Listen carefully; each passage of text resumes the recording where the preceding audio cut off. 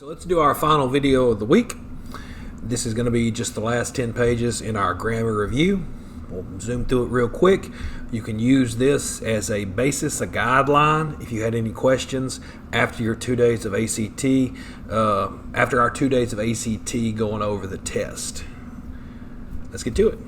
Basic stuff. If you have progressed beyond this, that's fine. We're going back over it because a lot of this basic stuff forms the foundation for what's on the ACT. So pronouns, and you may think, good Lord, I know what a pronoun is. Yes, but there's something called parallel structure and, just some other things regarding pronouns and verb tenses that you have to be careful of. So let's go over it. Pronoun is a word that takes the place of a noun, person, place, or thing. Simple, 3rd grade English.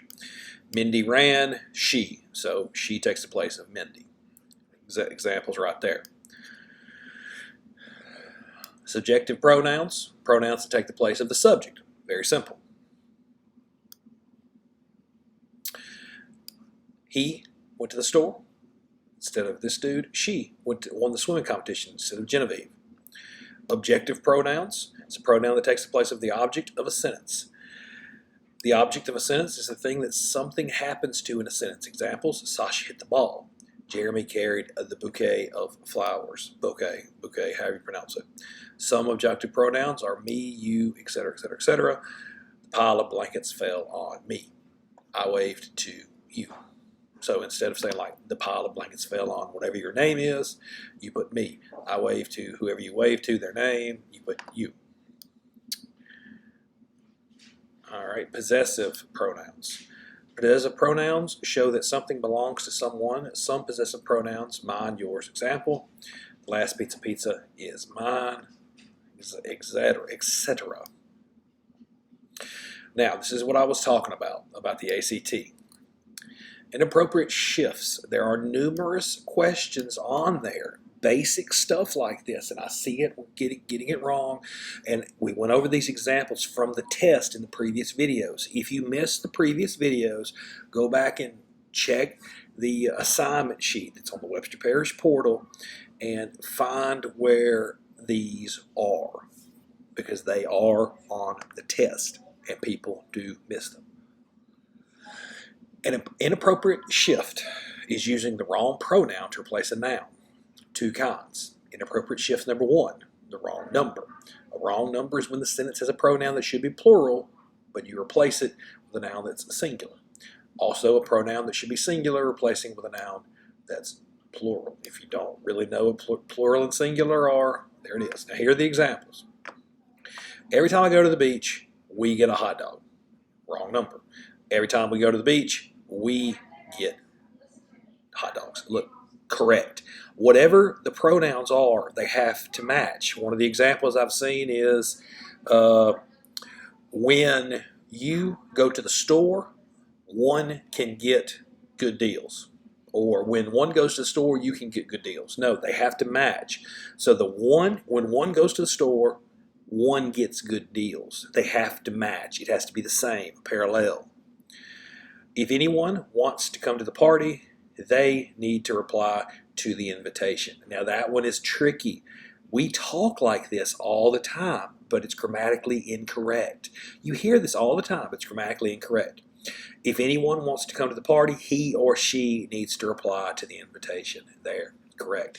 When I write sentences, I still write this sometimes. You'll see it incorrectly written all the time in fiction. Inappropriate shift number 2, wrong case. A wrong case is when a sentence uses the wrong type of pronoun, such as incorrectly using an objective pronoun when the sentence calls for a subjective pronoun. For example, it's possible to use both I and me to write about myself.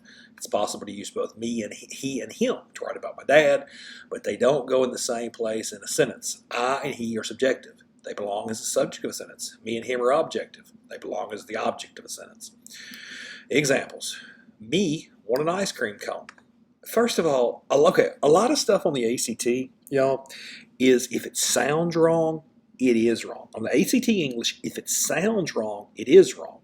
You can guess your way through a lot of it if you don't know the rules. Because if it sounds wrong, it is wrong. So look, me want an ice cream cone. Though that sounds wrong, I mean, it sounds insane. All right, I want an ice cream cone. Correct. I'm going over to see he. That sounds incorrect. I'm going over to see him. Explain. Here's the actual technical explanation up here for what they are, objective, subjective, etc. But in these instances, what sounds correct? What sounds incorrect? Basic common sense. Other pronoun problems. A vague pronoun. Oh, Lord. A vague pronoun is where it's not clear what the pronoun is replacing, so everyone gets confused. This is the same thing we saw yesterday, all right, about the meatloaf in the kitchen, and was the meatloaf walking into the kitchen or what? Jared's brother wondered if he was fast enough to win the race.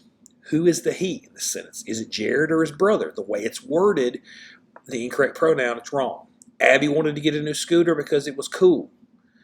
It is cool to have a scooter, or is a scooter cool?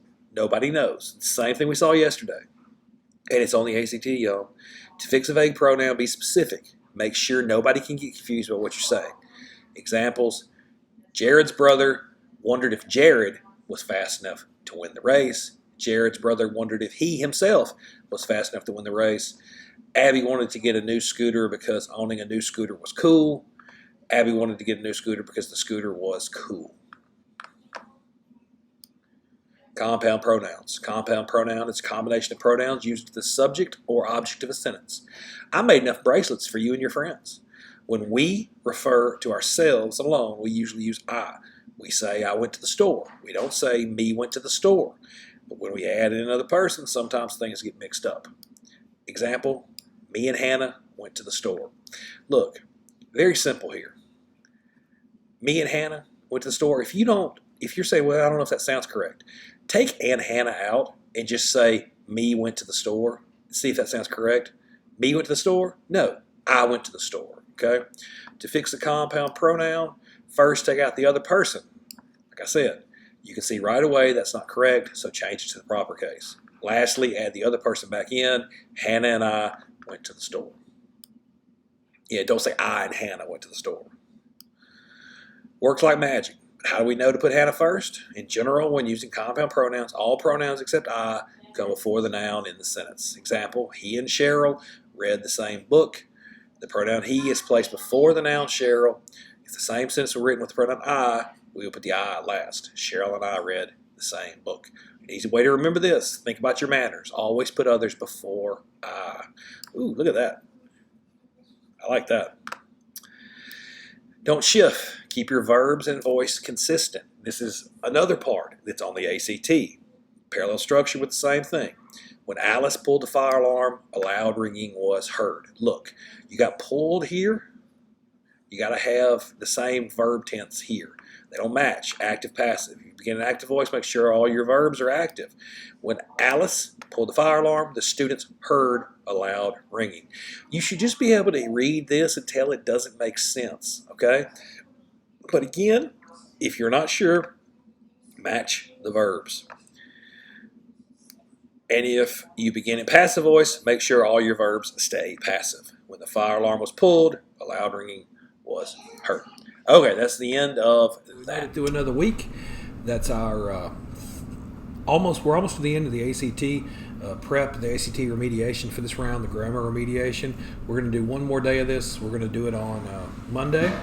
And then after that, we're going to start reading The Crucible, which is a play set against the backdrop of the Salem witch trials, another Puritan-centric work.